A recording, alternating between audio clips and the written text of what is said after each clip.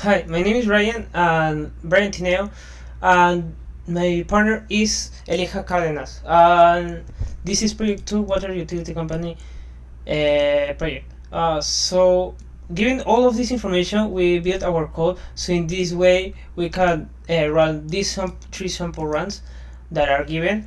So, I will do a brief explain because if I do a very detailed explain, it will take a lot of time. So we get the inputs of the user, the customer code, the beginning meter reading, the ending meter reading, then created a library if the code that is given by a user is it really exists.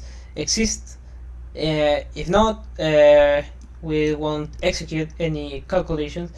And then here we'll check if the meter reading needs to reset. If not, just ending meter reading minus beginning meter reading all over 10.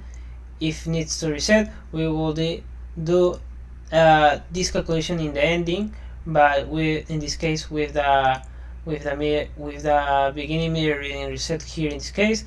Here if the ending meter reading is needs to reset, I doubt that this case will happen, the ending meter reading. So mostly it will just execute the beginning meter reading resetted. Then if our code is R, we will be below 5. Then that 5 will be plus the per gallon rounded. It will be we rounded the gallons, so in this case we don't get a lot of decimal. That will be the calculation times 0.555, 0.0005. The commercial is a little different. In this case, we check if the meter reading is reset or not. If it will be the same process even in all in either case. First, we will add a 1 to the first digit of our meter, then subtracted by the beginning meter reading.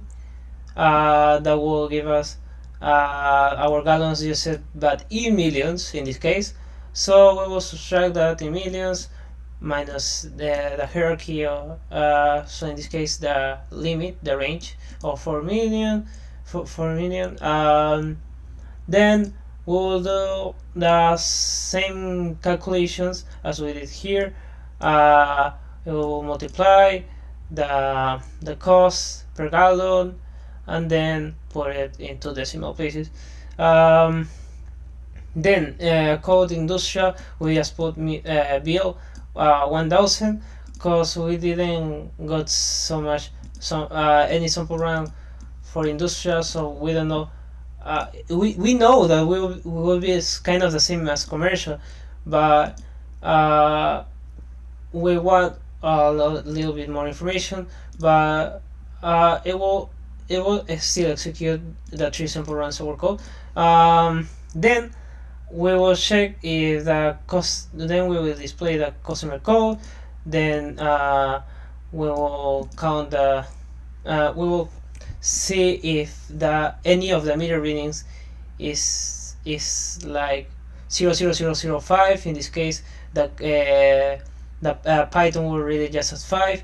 So we want to output that 5 into 0005.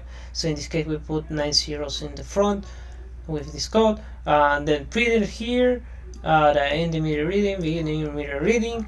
If here, this is to display that if it is invalid, it will be invalid if either the code is not in codes, in this case if the code that is given by the user is not in the library, and if the meter reading is not in our range that is given in the information in the PDF.